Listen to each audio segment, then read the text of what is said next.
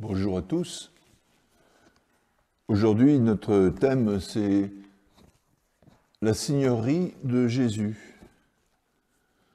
Nous avons eu, voilà quelques jours, nous avons eu un texte très beau, le mardi 6 avril, dont la première lecture était celle des Actes des Apôtres, où nous entendions Pierre nous dire que toute la maison d'Israël le sache donc avec certitude. Dieu l'a fait Seigneur et Christ, ce Jésus que vous avez crucifié. D'entendre cela, ils eurent le cœur transpercé et dirent à Pierre et aux apôtres, « Frères, que devons-nous faire ?» Pierre leur répondit, « Repentez-vous et que chacun de vous se fasse baptiser au nom de Jésus-Christ pour la rémission de ses péchés. Et vous recevrez alors le don du Saint-Esprit. Car c'est pour vous qu'est la promesse, ainsi que pour vos enfants et pour tous ceux qui sont au loin, en aussi grand nombre que le Seigneur notre Dieu les appellera. »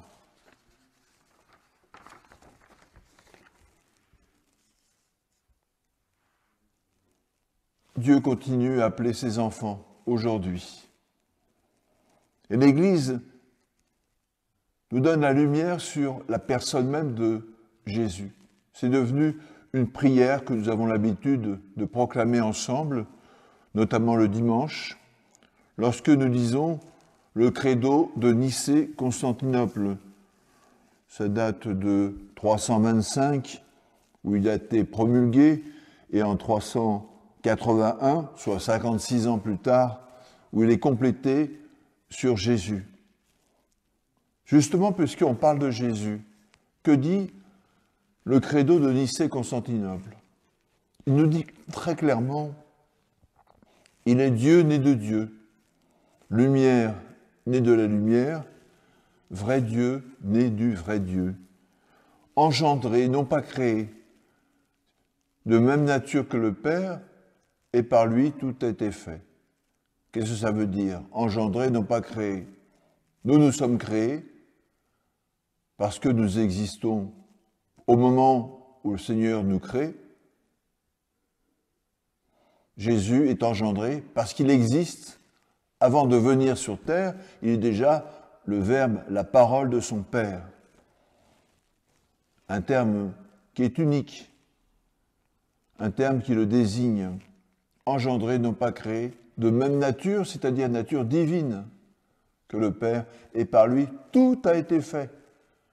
Mais on parle aussi de l'Esprit Saint, on parle du Père, on parle de Jésus, on parle de la Trinité sainte par laquelle tout a été fait.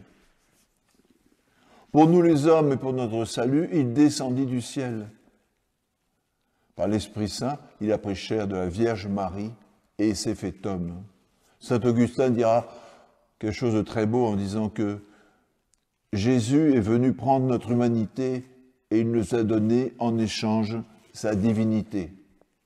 Lorsque nous serons dans sa gloire, nous comprendrons la réalité de ces paroles qui nous mettent en quelque sorte comme hors de nous-mêmes, en extase, si on pouvait tomber en extase à ces paroles, comme le faisait au fond Saint Joseph de Cupertino, qui, dès qu'on parlait du bon Dieu de manière un petit peu forte, aussitôt tombait en extase et se mettait à léviter. Alors nous, on ne va pas jusque-là, bien sûr, ce qui n'est pas sans poser des difficultés, mais en même temps qui sont de l'ordre des signes dont nous avons tous besoin. Et lorsque nous regardons l'Écriture, on s'aperçoit qu'au fond, les signes, on en a tellement autour de nous. C'est pour ça qu'on ne peut qu'être étonné, entre guillemets, lorsqu'il y a des personnes qui nous disent tranquillement « Moi, je ne crois rien du tout. Pour moi, Dieu n'existe pas. » Alors que les signes, tous les signes sont là. Et nous avons, nous, cette grâce de pouvoir annoncer que le Christ est Seigneur. Nous le voyons par exemple avec Ce passage que nous connaissons tous de la visitation, Marie est en route vers sa cousine Élisabeth. Elle se dirige vers une région montagneuse, dans une ville de Juda.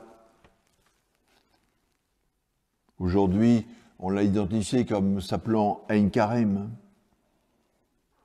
Elle entre chez Zacharie, salue Élisabeth, et il advint qu'Élisabeth, en entendant la salutation de sa cousine Marie, l'enfant tressaille dans son sein. Et Élisabeth est brusquement habitée par l'Esprit Saint. Et aussitôt, avec une voix forte, elle pousse un grand cri et dit « Béni es-tu entre les femmes, et béni le fruit de ton sein. Et comment m'est-il donné que vienne à moi la mère de mon Seigneur? Car vois-tu, dès l'instant de ta salutation, où elle a frappé mes oreilles, l'enfant a tressailli d'allégresse en mon sein. » Et elle poursuit, « Oui, bienheureuse celle qui a cru à l'accomplissement de ce qui lui a été dit de la part du Seigneur. » Et on relève cette première parole qu'elle dit, « Que me vaut la grâce de voir la mère de mon Seigneur venir jusqu'à moi. » Brusquement, c'est plus sa cousine Marie, c'est celle qui est la mère de son Seigneur. Et nous en vivons habituellement lorsque nous avons ce texte de la visitation qui nous est donné, qui fait partie des grands signes. Un petit peu comme d'une autre manière, on a celui qui deviendra Saint Thomas. Saint Thomas qui n'est pas content parce que, faut dire qu'il y a de quoi, le seul moment vraiment important où il aurait dû être là, il est absent. Donc il dit à ses disciples, à ses frères, aux apôtres, il leur dit « Non, mais moi, tant que je n'aurais pas mis mes mains dans ses plaies, ma main dans son côté, je ne croirais pas. » Une semaine plus tard, nous connaissons ce texte qui est très beau. Jésus se manifeste dans la salle où ils sont tous rassemblés, toute porte étant fermée, et il commence par dire « La paix soit avec vous ».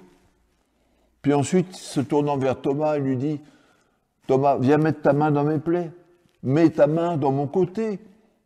Et il poursuit en disant « Ne sois pas incrédule, mais sois croyant ».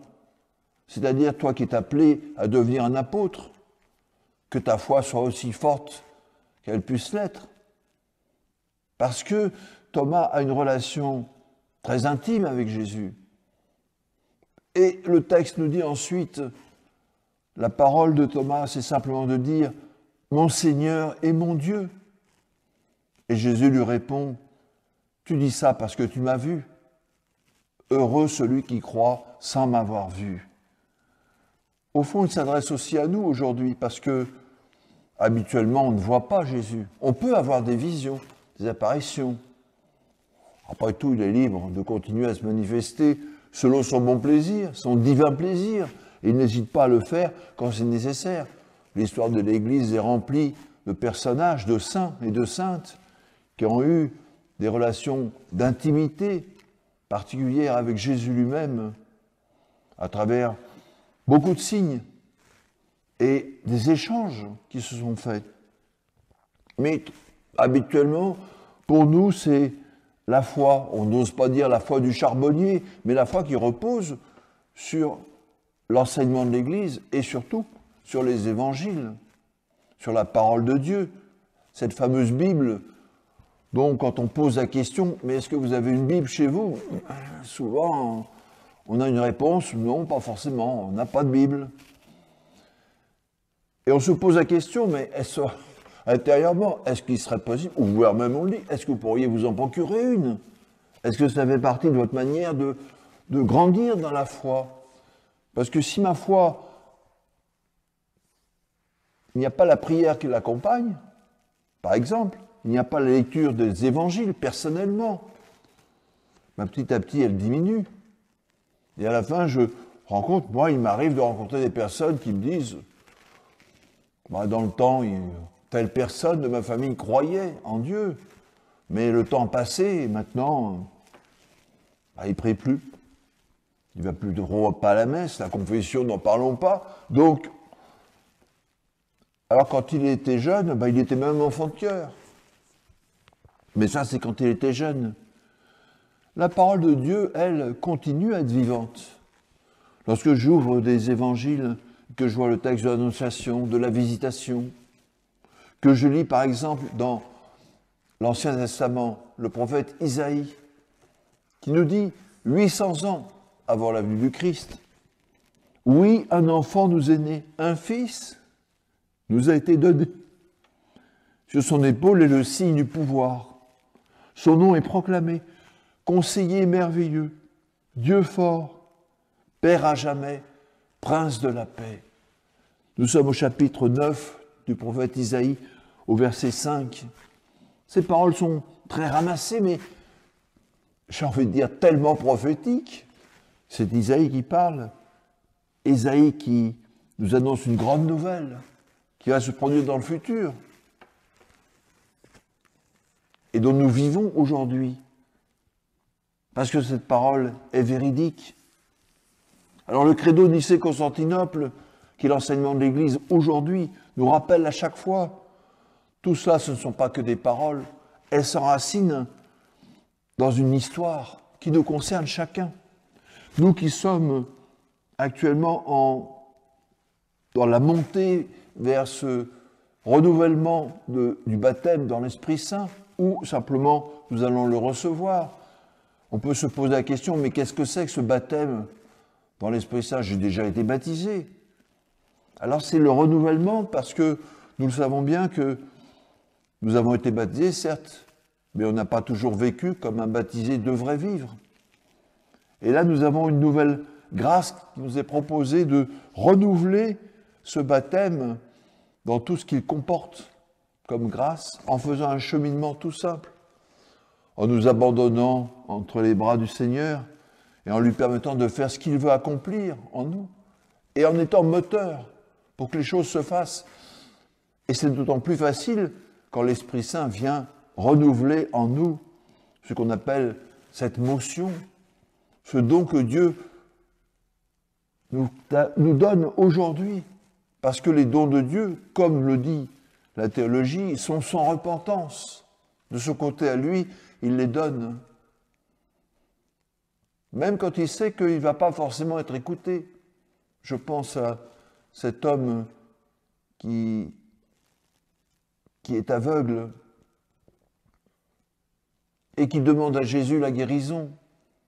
Et Jésus le guérit, en ajoutant d'une manière ferme, ne va pas dire ce qui vient de se passer, mais va donner au prêtre l'offrande que dans cette condition, dans ce cas-là, il faut faire. Et lui, à peine Jésus a-t-il le dos tourné, qu'aussitôt, il commence à en parler à tout le monde, tellement il est reconnaissant, mais en faisant ça, il complique beaucoup la mission de Jésus, puisque il ne peut plus entrer dans les villes, il est obligé de rester à l'extérieur, tellement les foules se massent. Et Jésus le savait avant de faire ce miracle. Et malgré tout, il l'a fait. Peut-être pour nous faire comprendre que même si nous ne sommes pas toujours orientés dans la bonne direction, eh bien, sa miséricorde, qui n'a pas de limite, passe aussi au-dessus de cela. Alors que si nous, peut-être qu'on avait ce don-là, peut-être thaumaturge, et qu'on savait que ça, par cette guérison, tant de complications allaient arriver ensuite, eh bien peut-être que simplement on déciderait humainement de ne pas donner la guérison. Ça ne veut pas dire qu'on le ferait, c'est moi qui pense ça. Mais je me dis qu'au fond, on est très humain. Et Jésus, bien sûr qu'il est humain.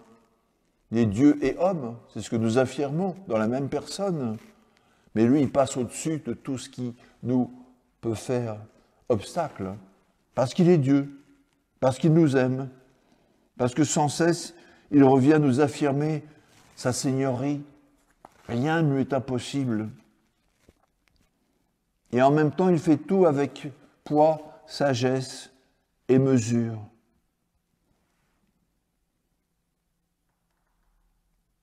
Saint Thomas lui-même, lorsqu'il aura mis ses mains dans les plaies de Jésus, est complètement bouleversé. Il ne peut dire, encore une fois, que ces paroles très courtes mais très fortes, « Mon Seigneur et mon Dieu », qui manifeste que sa foi, si tant est qu'elle soit partie, est à nouveau plénière. Elle est présente. Et elle va demeurer. C'est pour ça que quand on nous dit « Oh, moi, mon père, vous savez, je suis comme saint Thomas », non, non, vous n'êtes pas comme saint Thomas. Si vous étiez comme saint Thomas, vous croiriez au moins à son témoignage.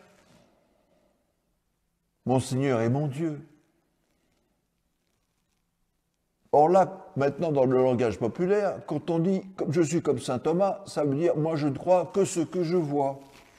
On comprend la phrase, mais croyez au moins dans le témoignage que lui-même, Thomas, devenant saint Thomas, vous donne « mon Seigneur et mon Dieu ».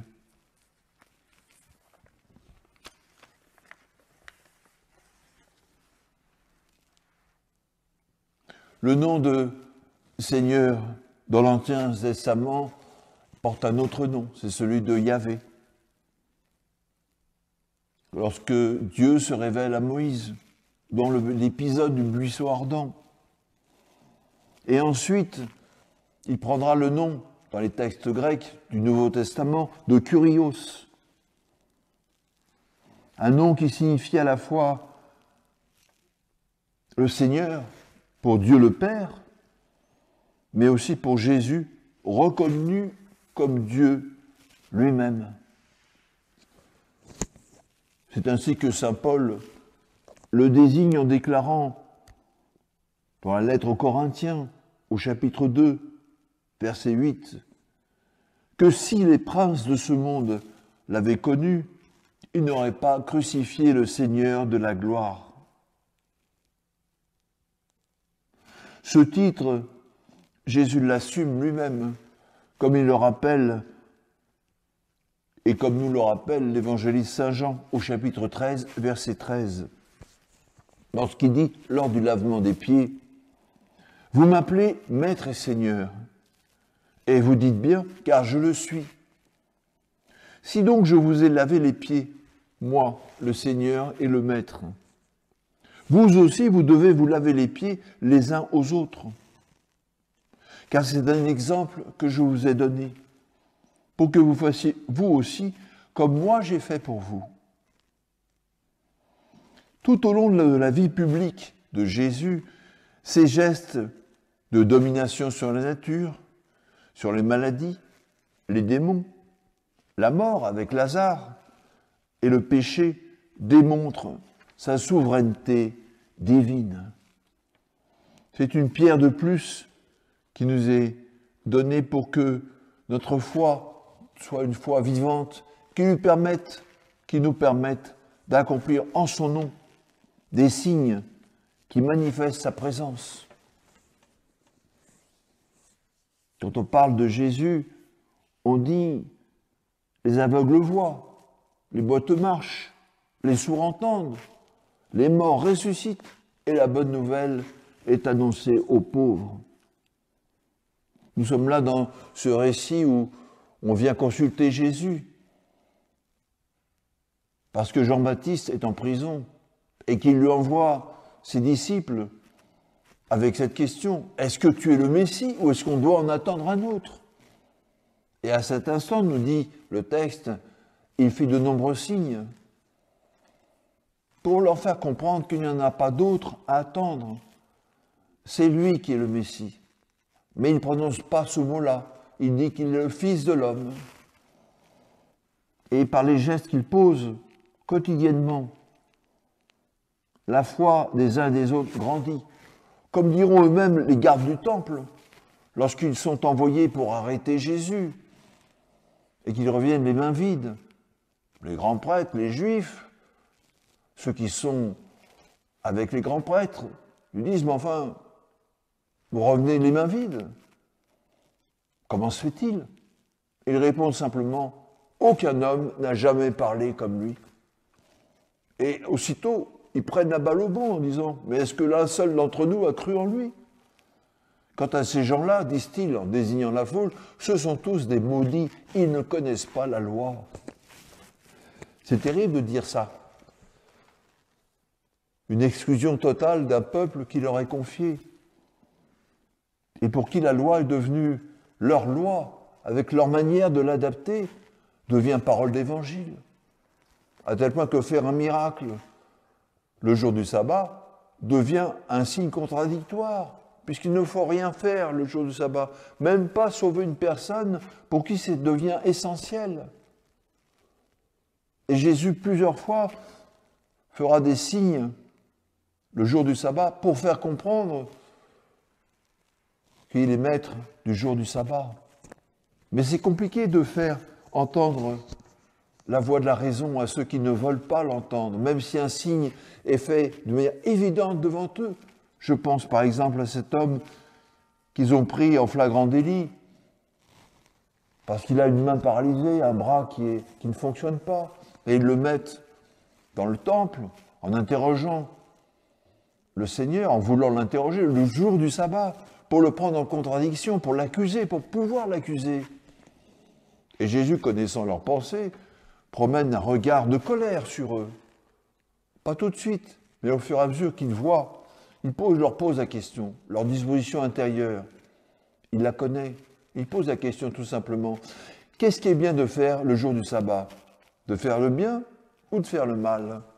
La réponse va de soi, personne ne répond. De sauver une vie ou de la perdre? Personne ne répond.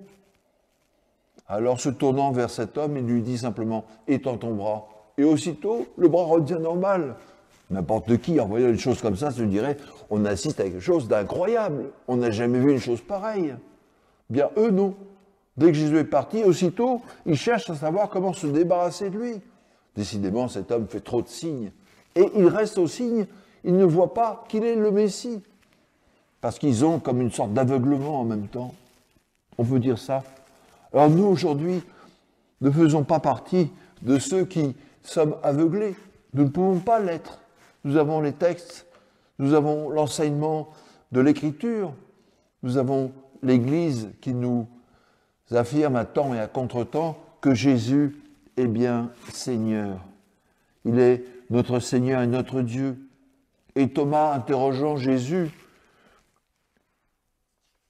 s'entendra dire, parce que Jésus vient d'annoncer qu'ils connaissent le chemin, il va s'en aller. Et ce Thomas intervient, et heureuse question qu'il a posée. Enfin, Seigneur, on ne connaît pas le chemin. Et Jésus lui répond, moi, je suis le chemin, la vérité et la vie. Eh bien, remercions le Seigneur pour ces paroles qui nous redonnent un élan de foi, d'espérance et de charité. Merci à tous et bonne montée vers la Pentecôte.